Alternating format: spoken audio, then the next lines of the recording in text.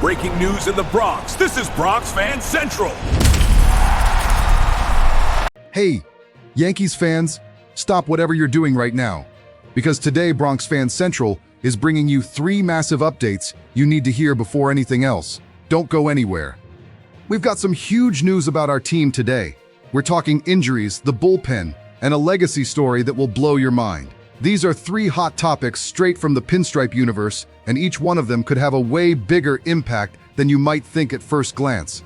Sit back, because this is going to be good.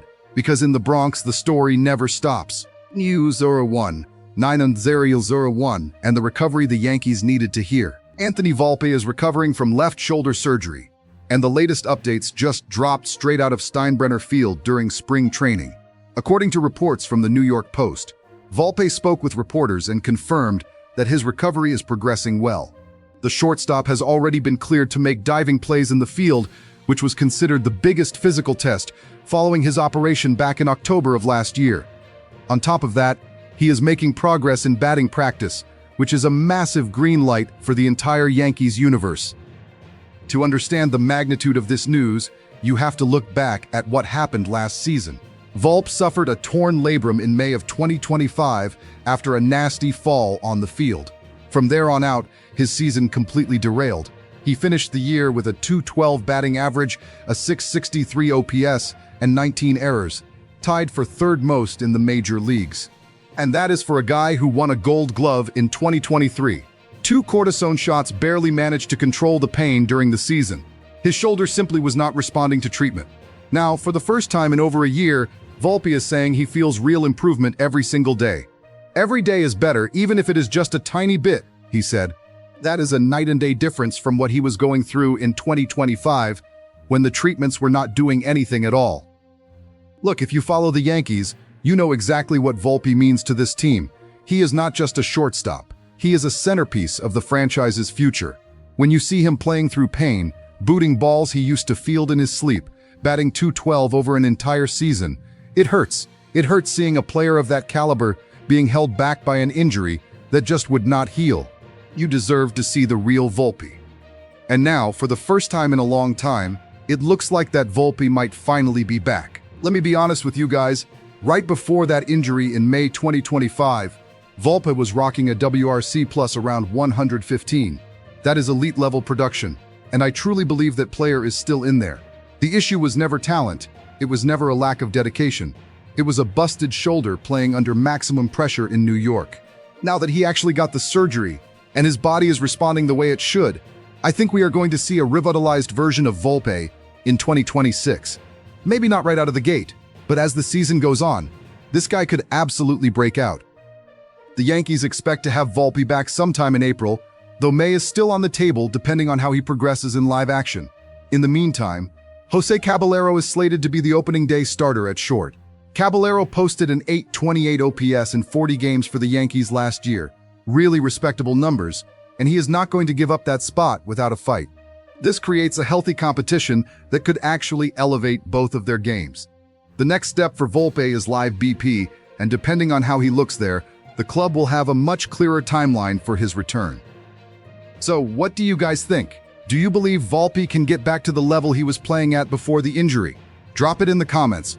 Would you rather see him back sooner, even if he has some restrictions, or do you want the team to wait until he is 100% before he steps foot on the field? News to you. The Yankees bullpen. The biggest question mark of 2026. With opening day approaching fast, the Yankees enter the 2026 season carrying a massive question mark that was not completely solved in the offseason. The bullpen. This was one of the team's main weaknesses in 2025, and many point to the shaky performance of the relief corps as one of the reasons the team lost the American League East crown to the Toronto Blue Jays. Over the offseason, the Yankees saw 2 of their key relievers end up with the Mets.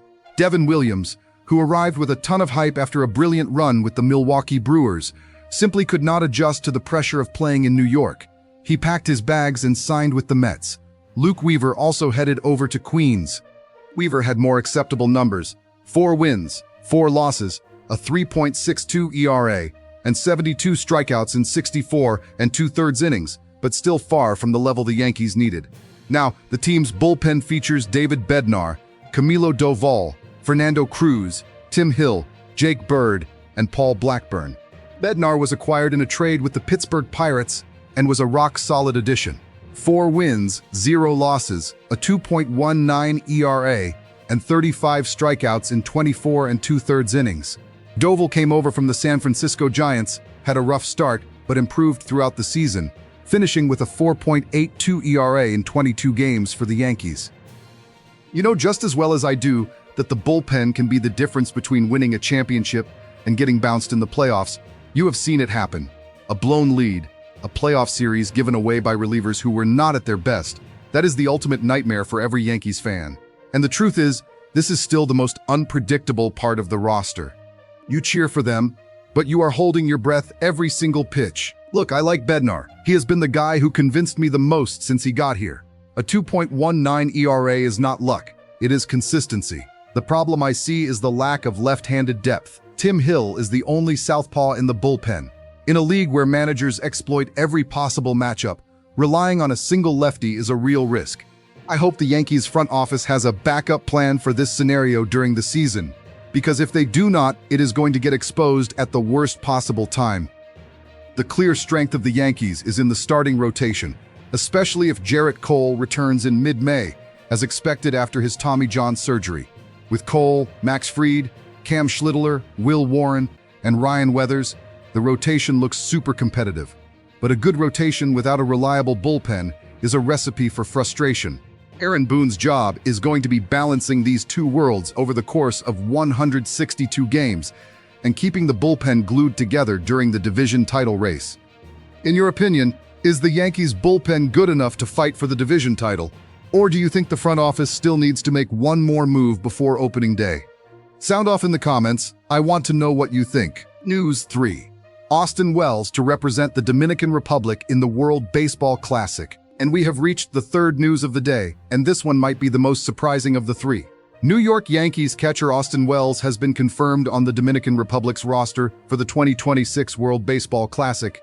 You read that right. Austin Wells, born in Scottsdale, Arizona, is going to wear the jersey of one of the WBC powerhouses.